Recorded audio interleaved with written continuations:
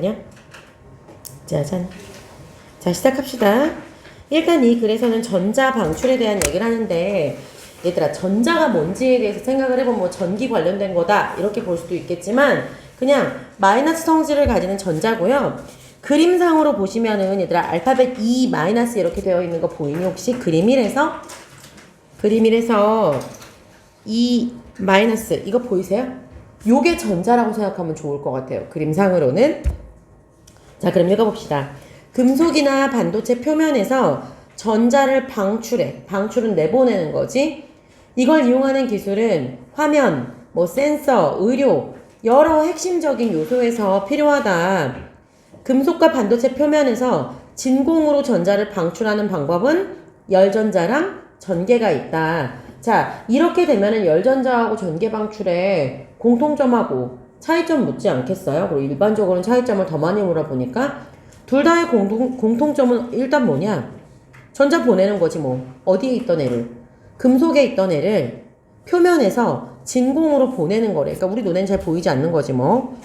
자, 그러면 그 중에 열전자부터 봅시다. 열전자. 자, 열전자는요. 금속에 전압을 걸어 전류가 흐를 때 금속 물질의 저항에 의해, 그러니까 전류 못 흐르게 하고 싶나 보지? 금속이 뜨거워진대요.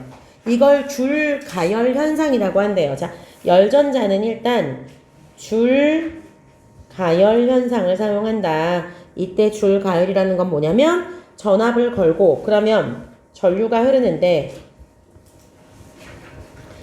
이때 그 금속이 저항을 하면서 가열이 된대요.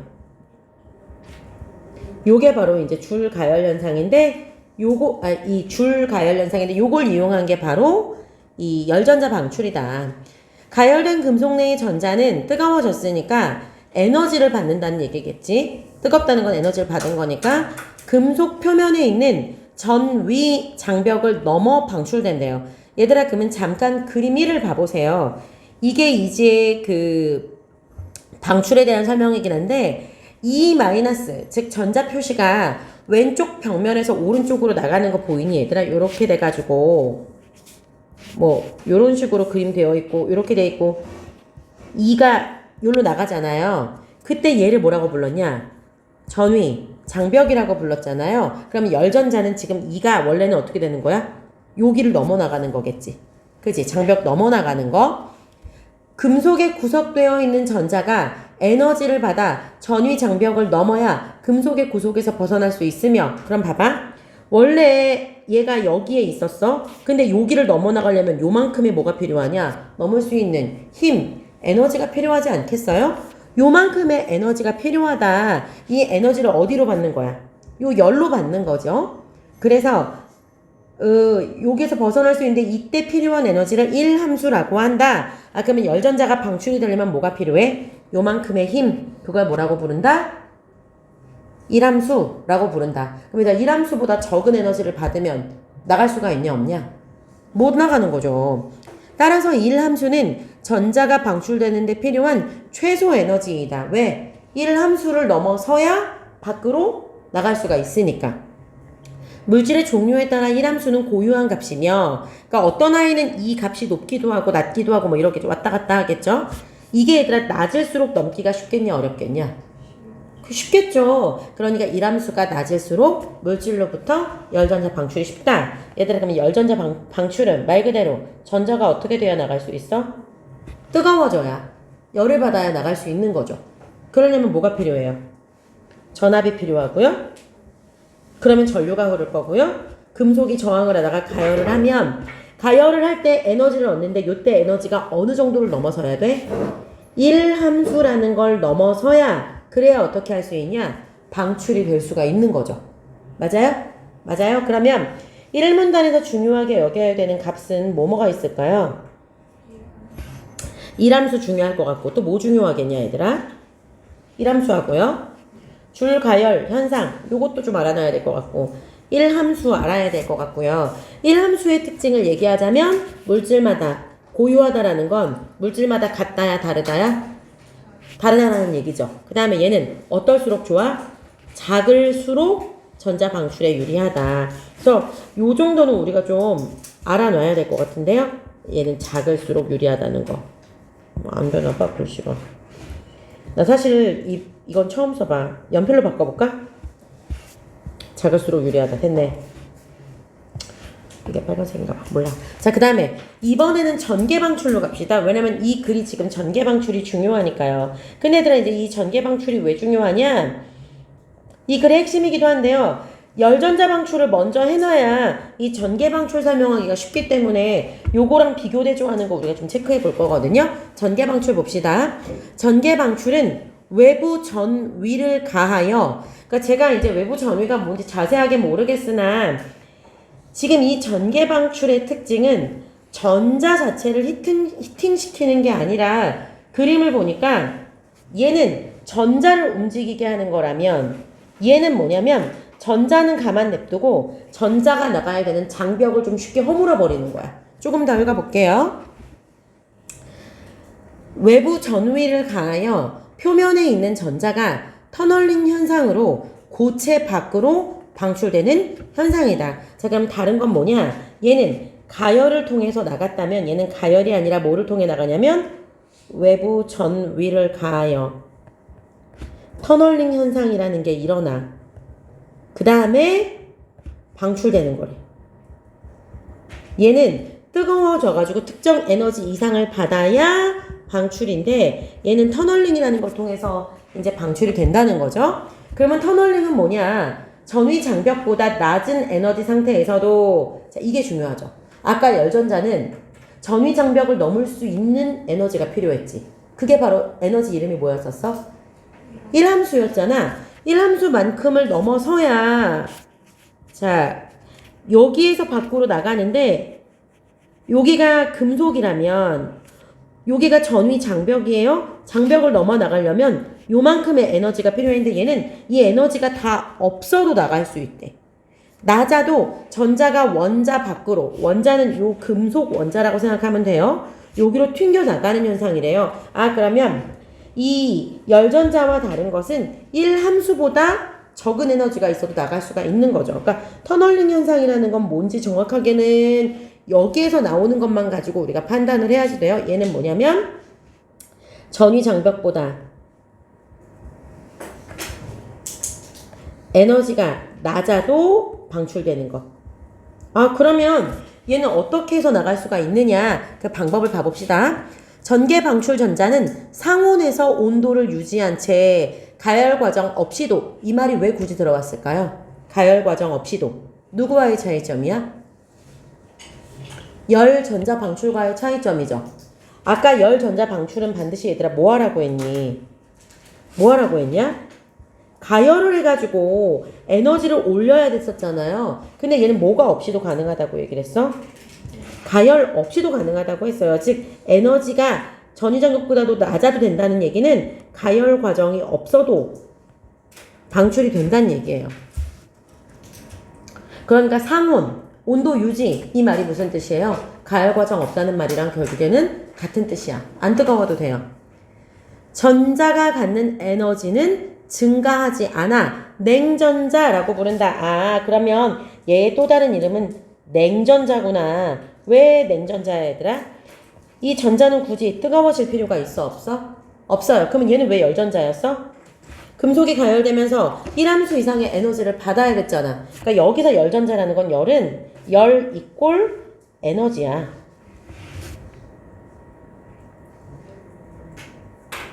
그러니까 얘는 에너지가 어떻게 돼야만 방출될 수 있냐? 1함수 이상으로 전자 자체가 뜨거워져야 뛰어나갈 수가 있다고. 근데 얘는 전자는 뜨거워질 필요가 있어, 없어? 없어. 그러면 대체 이게 궁금한 거야. 대체 어떻게 나가겠다는 거야, 밖으로. 그러니까 얘들아, 나가는 방법은 두 가지 아니에요? 내가 나가든지, 내가 안 나가면 여기 있는 벽이 어떻게 되든지 무너지면 혹은 뭐 약해지면 가만히 있어도 그냥 밖에 나간 거와 같은 효과잖아요. 약간 그런 느낌이야. 이해가 돼? 열전자는 전자 자체가 몸을 움직여 나가는 거고, 이 전개 방출은 전자는 그다지 많이 움직이지 않아도 되게끔 환경을 조성한다? 이렇게 보면 더 쉬울 것 같아요. 열전자는 전자들마다, 요 말 왜 중요하냐? 열전자랑 전개 방출 뭐 하려고? 냉전자를 비교 대조하려고. 열전자는 전자들마다 각기 이동 속도가 달라 에너지 분포가 균일하지 않고 임의의 방향으로 방출되며 자 이게 왜 중요하냐 이 열전자의 특징은 뭐였냐면요 얘는 열받는 아이들이 일정하게 같이 다 열받을 순 없잖아. 어떤 애는 쉽게 가열되고 어떤 애는 좀 덜 뜨거워지고 뭐 이런 요소들이 여러 개 있지 않겠니? 전자들끼리도. 그러니까 여기서 뭐라고 얘기를 해요? 전자마다 이동 속도 또 그러다 보니까 에너지 분포가 다르겠지? 이게 균일하지가 않아요. 그러니까 먼저 빠르게 튀어나가는 애, 좀 덜 나가는 애 이런 식으로 방향도 제각각이야. 임의적이에요. 그 다음에 균일도가 그럼 당연히 어떻게 되겠냐? 떨어져요. 얘들아 이거 결국 다 같은 말이야. 무슨 뜻이야? 전자가 열을 받을 때 모든 전자가 다 똑같은 속도로 뜨거워지는 게 아니라 어떤 애는 조금 더 빠르게 뜨거워지고 어떤 전자는 좀 적게 뜨거워지니까 나가는 속도도 다르고 방향도 다르고 분포도 다르고 예측을 할 수가 없어요. 그러니까 얘는 단점이죠 이게. 그럼 얘들아 이 얘기 왜 했을까요? 냉전자는 그렇지가 않다는 얘기하고 싶은 거지. 그럼 얘들아 밑에 거 읽지 않고도 알 수 있어. 냉전자는 어떨 것 같아? 전자들끼리 이동 속도나 분포나 방향이 비슷할 것 같지 않아요? 그 얘기예요. 실제로 그 얘기를 하고 있죠. 그래서 비교대조한다 했으니까 기억합시다. 얘는 어떠냐?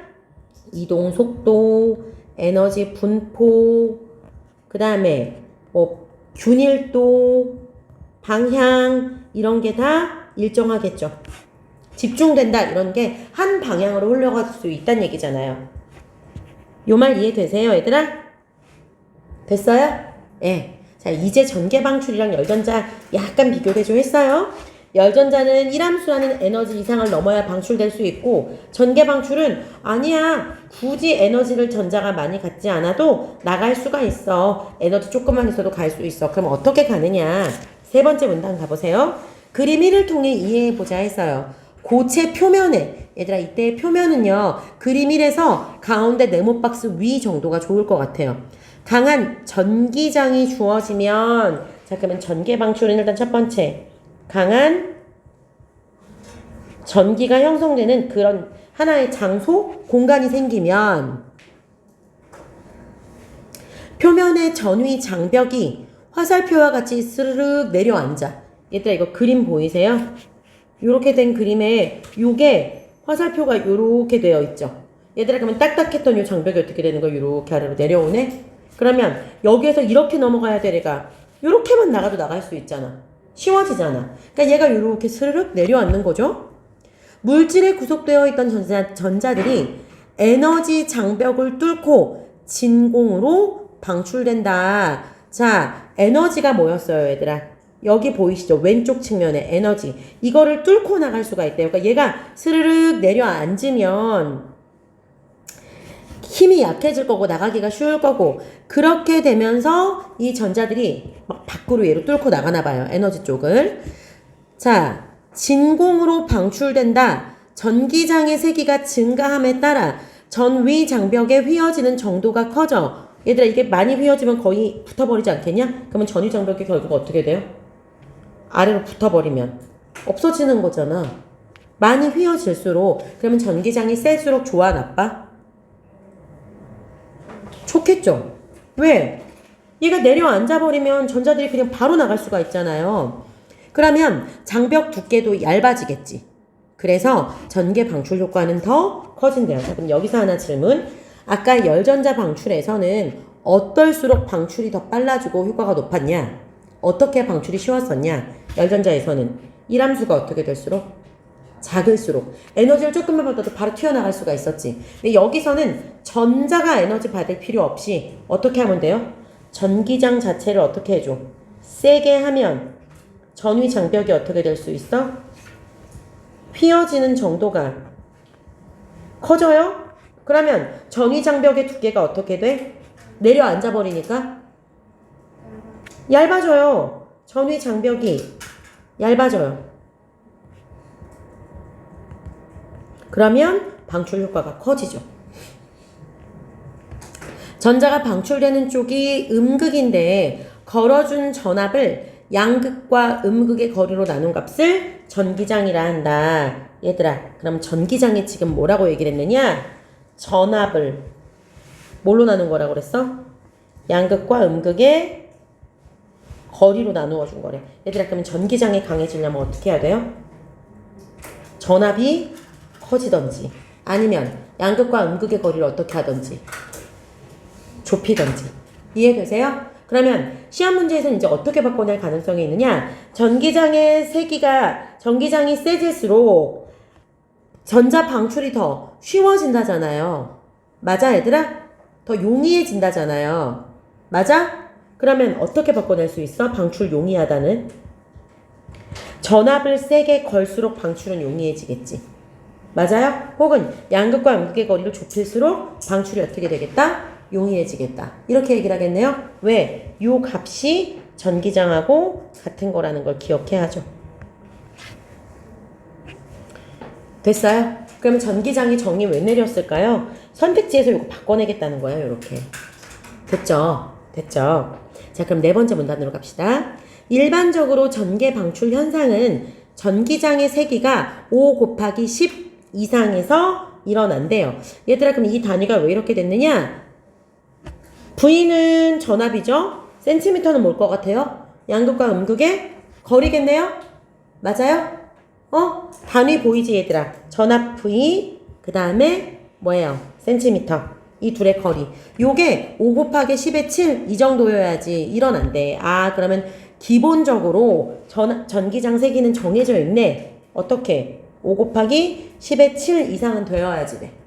그 다음, 그러나 전기장의 세기가 5 곱하기 15보다 상당히 큰 경우 평평한 금속 전극 사이에서는 기체가 이온화된대요. 얘들아, 이온화가 뭐야?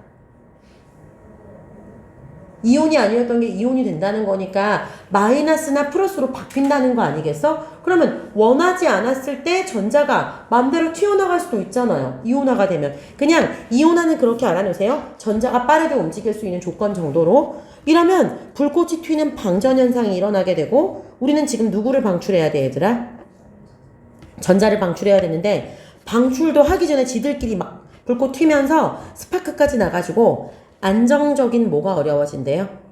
전개 방출이 불가능하대요. 아, 그러면 일반적으로는 5 곱하기 10의 7 정도면 좋기는 한데 지금 문제는 전기장의 세기가 5 곱하기 15보다 상당히 어떻게 된 경우? 큰 경우.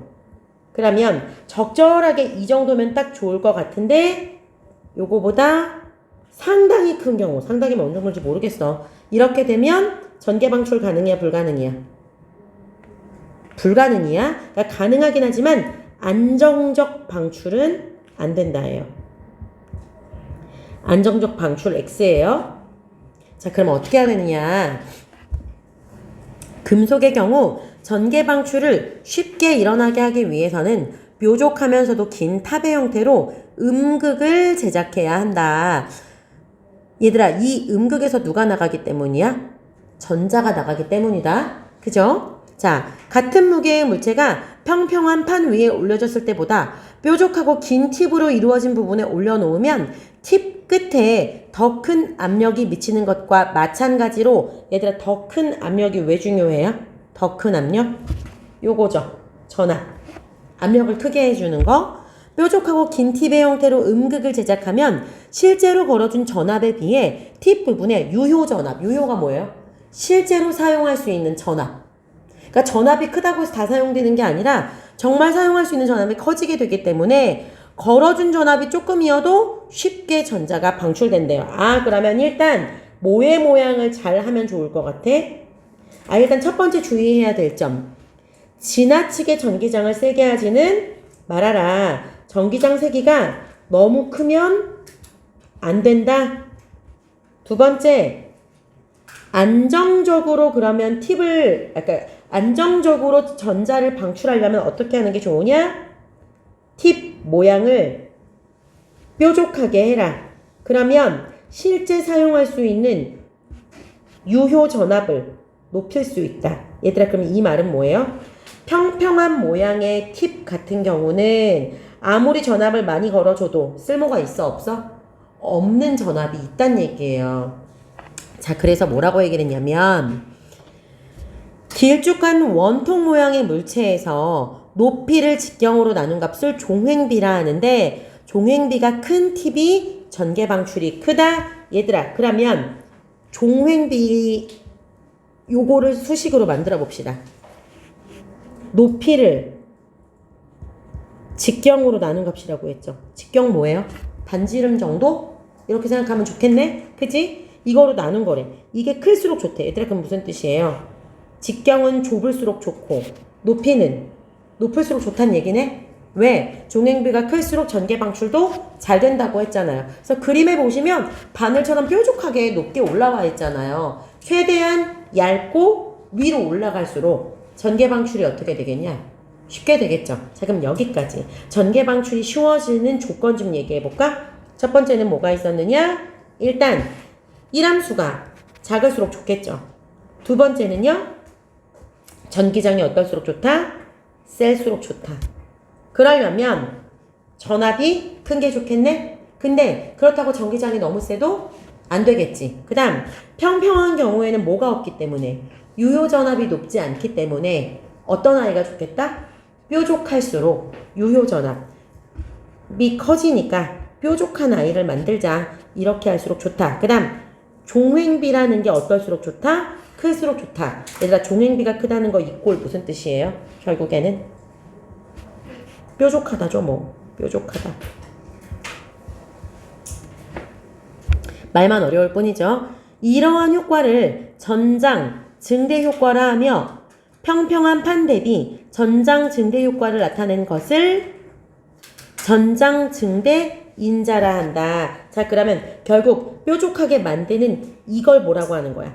전장 증대 인자로 표현될 수 있는 걸 전장 증대 효과라고 하는 거죠. 얘들아, 이게 무슨 뜻이에요? 결국에 모양을 통해서 전기장을 더 확대하는 효과를 주게 되었다, 이 뜻이에요. 이해되세요? 전기장이 클수록 방출이 잘 된다고 했잖아. 모양만 뾰족하게 만들어서 전기장이 강하게 될 수 있는 효과를 줬다, 이 얘기겠죠. 됐어요? 말이 좀 어려워요?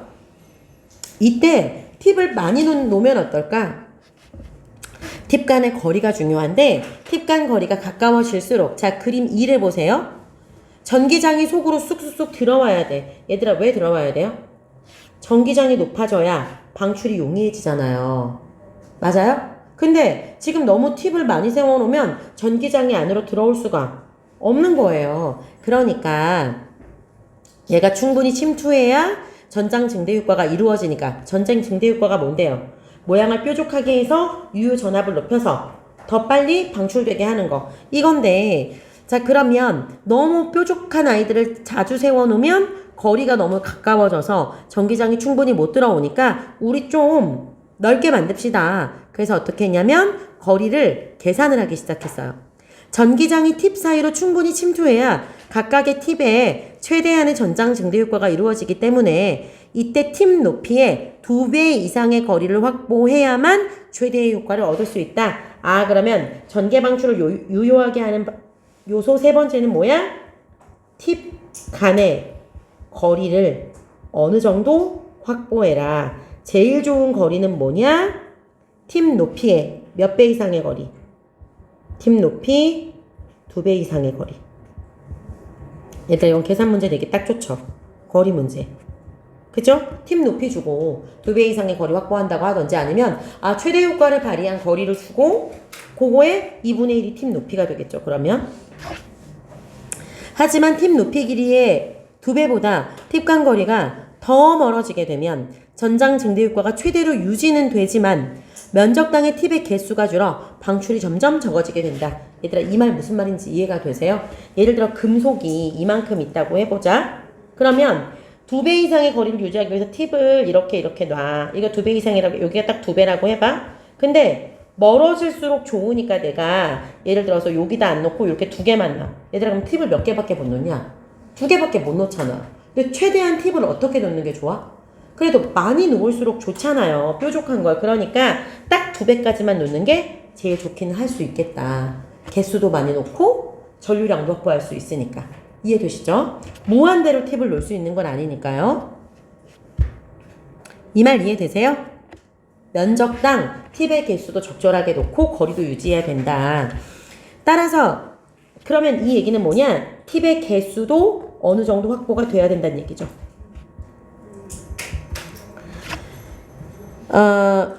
전자가 방출되어 다른 쪽 전극으로 흐르는 것이 전류이므로 방출 전류의 양 또한 점점 작아지게 된다.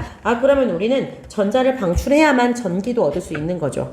재료의 1함수 역시 전개 방출에 큰 영향을 미치는데 전개 방출이 쉽게 일어나려면 낮은 1함수를 가지는 재료로 사용해야 한다. 이건 우리가 아까 얘기하기도 했죠. 얘들아, 기본적으로 1함수가 낮아야 이 장벽 자체가 낮아지는 거잖아.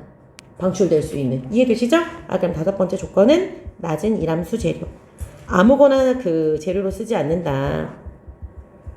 그 다음, 따라서 전개 방출을 쉽게 유도하기 위하여 반도체, 금속 표면에 세슘, 바륨 이런 낮은 물질을 팁의 뾰족한 부분에 코팅을 해. 그러면 팁의 형태도 유지하게 되고 코팅한 물질에서 전개 방출도 일어나도록 하고 전개 방출 소자의 성능을 비교하는 수치, 여기 잠깐 수치 나왔네요.